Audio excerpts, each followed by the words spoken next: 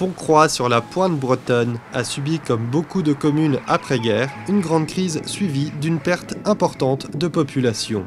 Face à la situation, des programmes d'aménagement et de valorisation du patrimoine ont été lancés.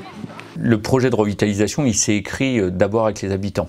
On a réuni des habitants, alors des nouveaux arrivants, on avait des commerçants, des artistes, voilà, tout type d'habitants, mais pas forcément d'élus. J'étais le seul élu autour de la table et ce qui était important, c'était d'essayer de définir ce que pourrait être Pontcroix demain.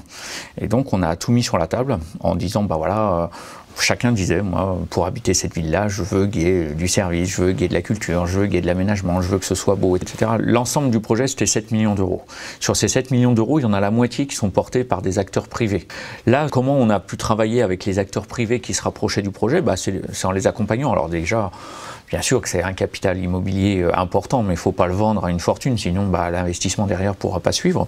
L'accompagnement sur les réseaux, et puis tout ce qui était espace public, les jardins, les espaces collectifs, etc. Et bien ça, on les prend à notre charge, et c'est la municipalité qui gère ces espaces-là. Parmi l'ensemble du patrimoine à restaurer, le cas d'un édifice était au cœur de toutes les préoccupations. Le gros problème de Pontcroix, je crois que c'était le problème du petit séminaire, c'était la verrue, franchement c'était la verrue. Tout le monde se posait la question, qu'est-ce que c'est que ce bâtiment? C'est de plus en plus délabré. Alors que bon, ce qui était la verrue en fait est devenu maintenant quasiment le cœur de Pontcroix. Aujourd'hui, l'ancien séminaire est en bonne voie de réhabilitation. Il accueillera des logements locatifs, un espace culturel dédié à la musique et abrite d'ores et déjà une médiathèque ainsi qu'un pôle médical. Souvent les pôles médicaux, malheureusement aujourd'hui, ils vont s'installer à la périphérie des villes, des villages, sur des giratoires et cela draine après toute l'activité. Ici, la commune a fait un choix très pertinent de garder un vrai pôle médical et qui est installé dans une des ailes de l'ancien séminaire. Et il y a là à peu près 20 pratiquants, donc c'est un pôle médical très important.